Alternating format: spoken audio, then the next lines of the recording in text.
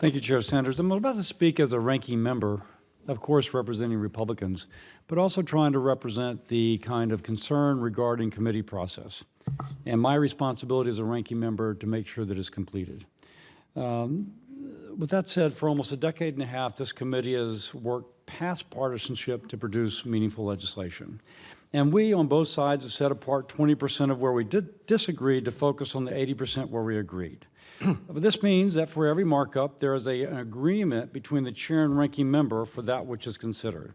And nobody got everything they wanted all the time, but we got key legislative victories, and in so doing, the Help Committee made lasting change.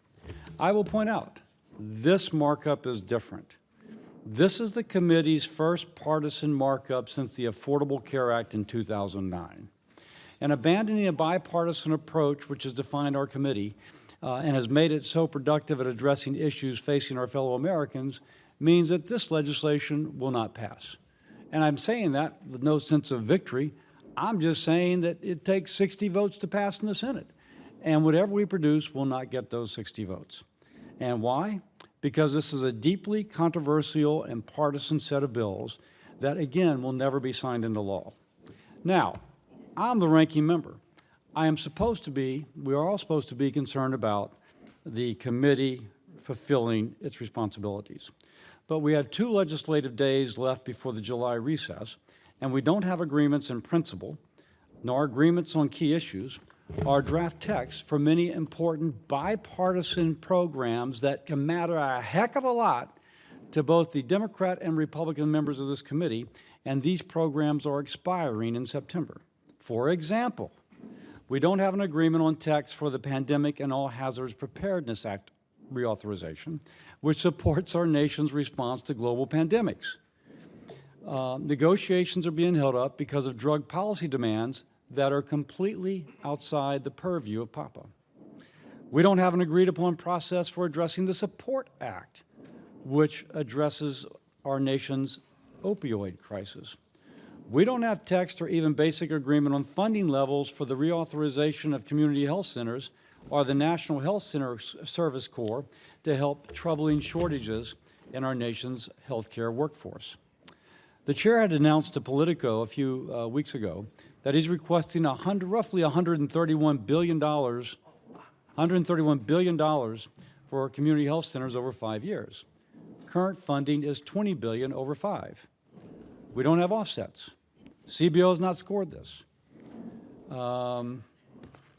If we're going to find offsets, we should have been working on this since January. But that said, all the staff time that has gone into this partisan markup is not being used for that.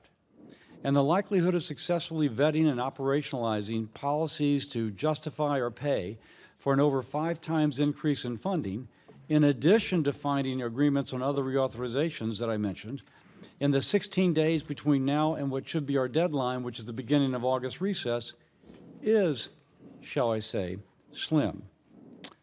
Instead, we're having a partisan hearing on labor bills, which will never be signed into law.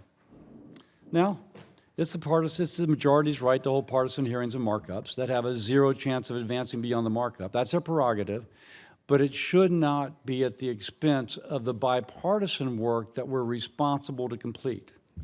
By the way, there's other bipartisan things we could be working on. Expanding Pell Grants for short-term programs of at least 8 weeks. Reauthorizing the Workforce Investment and Opportunity Act to modernize and improve federal workforce programs.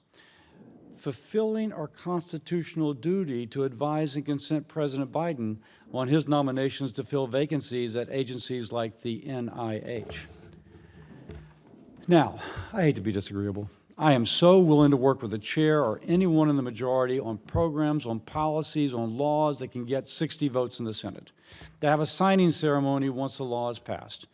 But these bills are not they.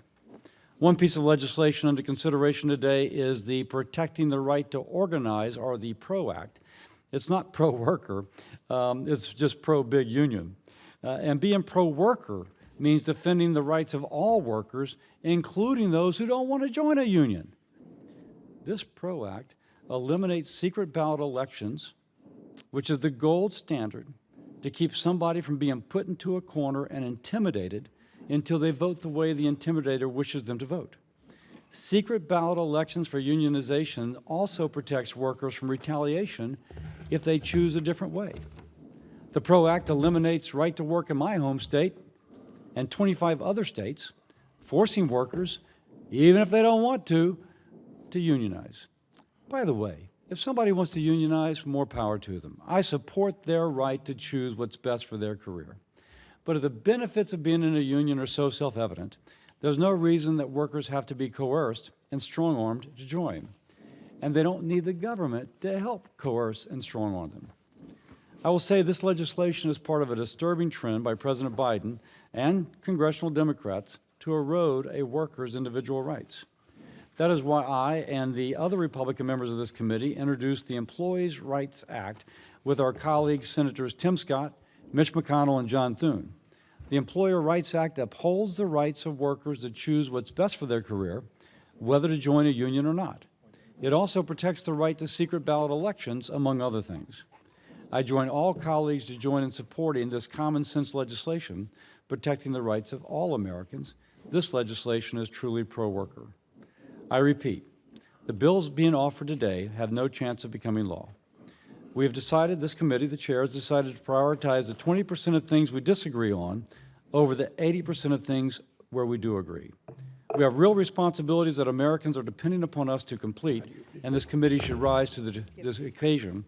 In closing, I'll say I'm sorry that my remarks are so disagreeable, but we got 16 legislative days left before the August recess. We reasonably have to complete these authorizations by then for them to be included in an end-of-the-year fiscal package, and we've not agreed upon basic frameworks and funding amounts. My hope is that the time lost preparing for this markup will be compensated for by greater productivity in the next 16 legislative days. I yield, and thank you.